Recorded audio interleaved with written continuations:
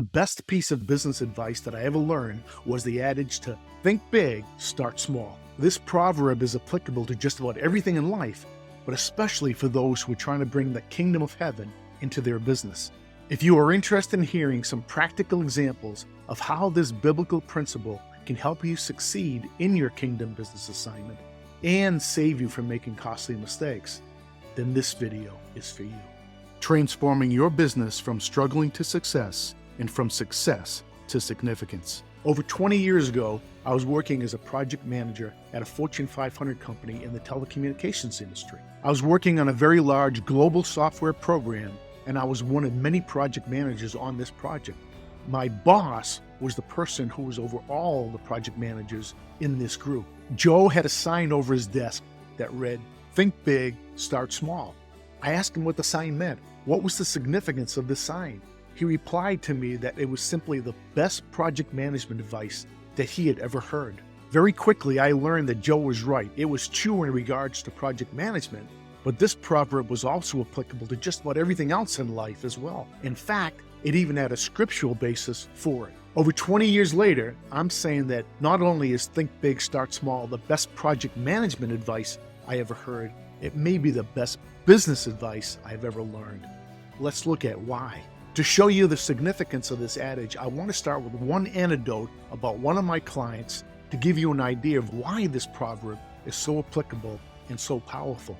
I then want to show you scripturally why this principle is biblically based and is a principle that God Himself uses. I will then finish with several examples from various aspects of business and life to show you why this proverb is so powerful and applicable to your kingdom business assignment. So, one of my clients is a manufacturing company.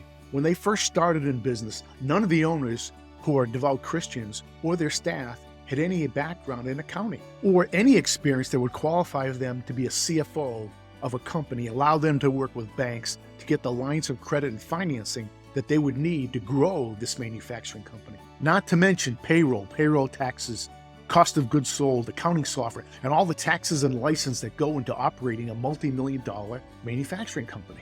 While looking for someone to help them handle their accounting needs, they came across a couple of men who offered to help them and be their virtual CFO. In return, they wanted a reasonable hourly salary and a small piece of the company, about 10%, as well as the benefits that were comparable to what the owners were receiving themselves, which at the time was not much. The offer seemed reasonable to the owners. The two men confessed to be Christians themselves. They had an impressive resume, and their costs seemed to be reasonable and affordable. Why not hire them? Since they were a small startup company, and since most startups fail in business anyway, they weren't looking down the road, but at the next few months ahead of them. They jumped all over this offer and hired the two men. Perhaps you would have done the same. After several years, it became apparent that these two men and the owners were not compatible in many circumstances.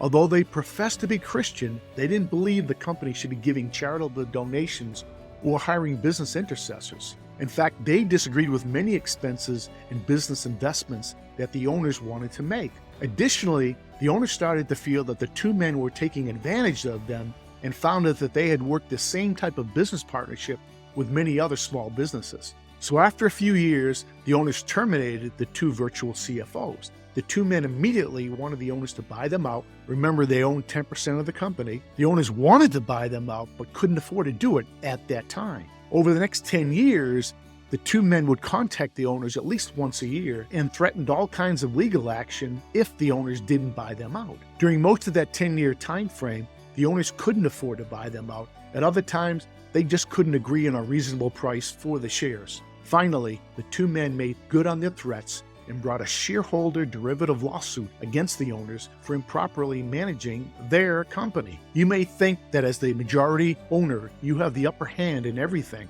but if you understand derivative lawsuits, you will understand what it means for the tail to be wagging the dog.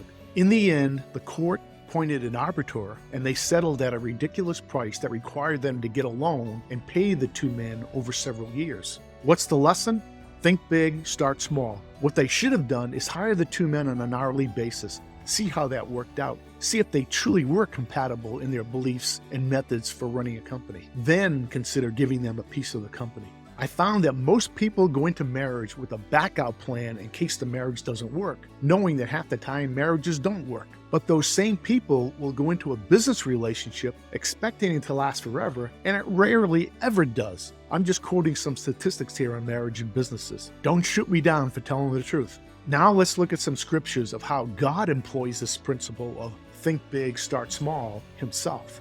In Exodus chapter 23, verses 23 and 29 to 30, God promises to give the promised land to the Israelites and to completely destroy their enemies. That's a great promise.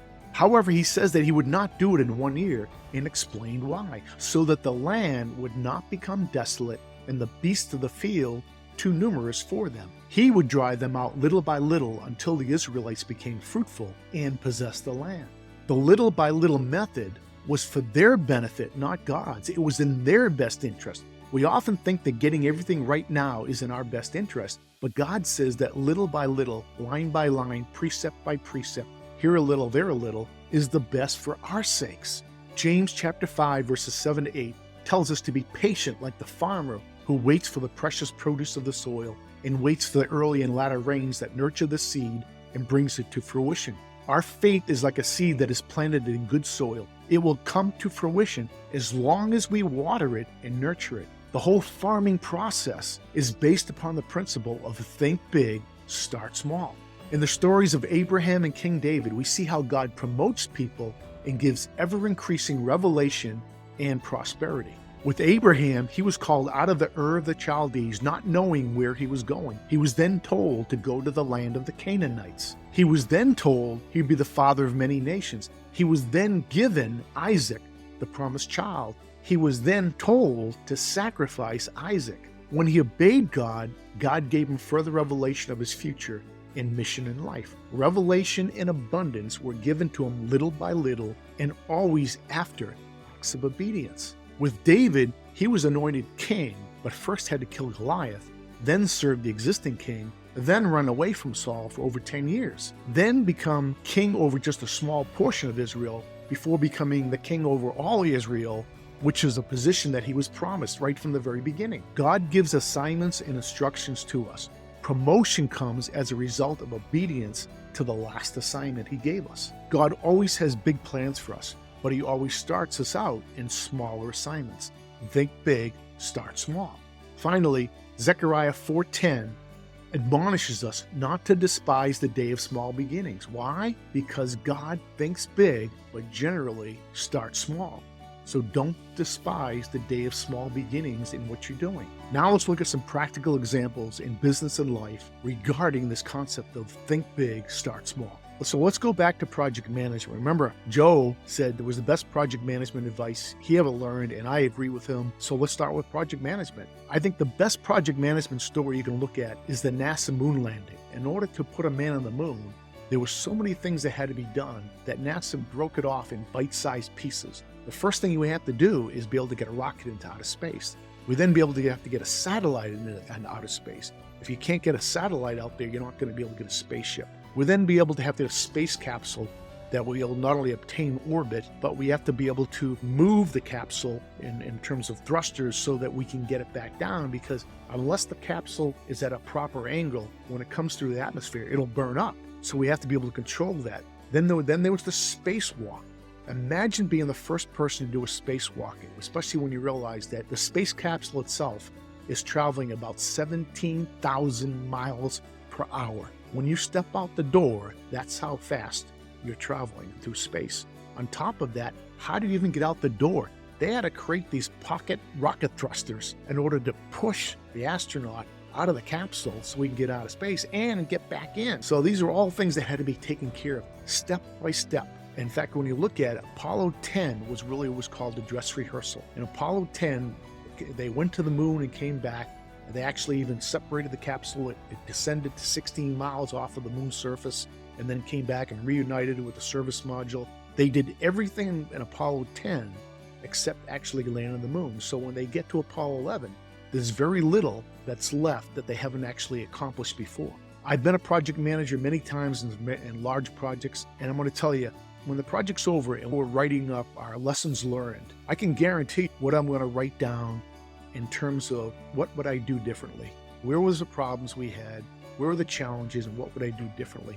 Because it always came down to things that we hadn't done before or we had very little experience in. Those were the things that always came back and bit us in the butt. What we should have done, like NASA, bit off those little things in smaller projects. So by the time we came to them, the bigger project, we'd already accomplished them and learned to be successful in them. Think big, start small. In my book, Kingdom Business Success, I mentioned that there's 3 reasons that almost all companies fail. They're either doing the wrong thing, or they're doing the right thing the wrong way, or they're doing the right thing for the wrong reasons. You can apply think big, start small to almost every one of these. Generally, when people go into business, they have an idea of what they want to do, but it takes some refining. And then there's always the paralysis of analysis, people that don't want to start. I love entrepreneurs. They have this idea about business, but when you ask them where they are, they haven't done anything. They haven't started a company. They haven't invested in any own money into it. They're basically waiting for someone to give them $5 million so they can get this off the ground. Well, that's almost never going to happen. Typically what happens is you're the one who has to start the business plan. You're the one who has to find the investors. You're the one who has to put your own money into it. You're the one who has to do little tiny steps, moving in the direction of where you want to go.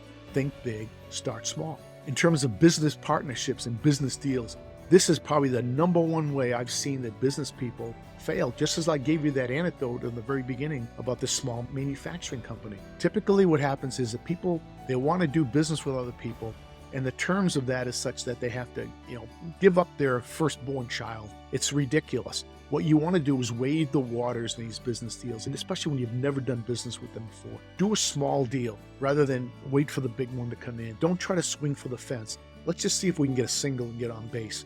Get a small deal, see how that goes. How do they pay? Do they pay on time? What I've learned is that people are always at their best during the honeymoon phase of the relationship, whether we're talking about marriage or whether we're talking about business.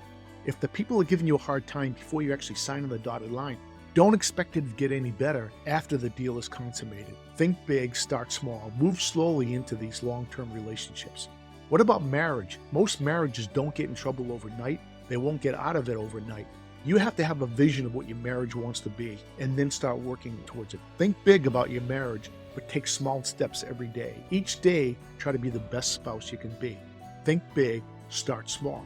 What about hiring? I've seen the best hires have been people that have come from long-term relationships. People that you talk to about coming to work with you someday, that you get to know them, they get to know you, and maybe a couple of years later, when the timing's right for them, the timing's right for you, you bring them on board and they end up being these great hires. What I've learned is the ones that get hired quickly through a very quick selection process, those are the ones that go out the door quickly too. If they're fast in the door, they're fast out the door. Be slow in the draw, get to know them, be slow to hire and slow to fire. What about finances? In order to get where you want to go, you need to start small. You need to find somebody who's an expert in finances and they'll help you get there. But you need to start saving money. You need to start making those financial decisions today that are going to affect you 20, 30, 40 years from now. God rewards good stewardship. Start being a good steward of the little money you have right now. Are there exceptions to the think big, start small policy? Absolutely. Is this the best advice I've heard for everything? No. There will be times you have to go all in on something, but generally it's better to wade in the waters first before you burn the bridges behind you and dive in the deep end. As I mentioned in my Kingdom Business Success book, you will have to go all in with the Lord at some point if you truly want to enter in and walk in the kingdom of heaven. Your marriage should be an all-in marriage, but most people don't spend the time to get to know their potential partner before their covenant commitment. Think big, start small before you actually make your covenant vows. Weigh the water slowly and then make the decision. Think big, start small. I think most people would be much better off if they took a couple of years to get to know the person that they're dating before they got married, my opinion. But for most examples, think big, start small is the best advice for success that I have ever heard. Hopefully this video has helped you understand the importance of progressive growth, revelation, and increase, and will help you succeed in your kingdom business assignment. If this video has been of some help for you, please hit the like and subscribe buttons below, and please let me know if there's any other topics that you'd like me to cover. Until then, keep doing business His way.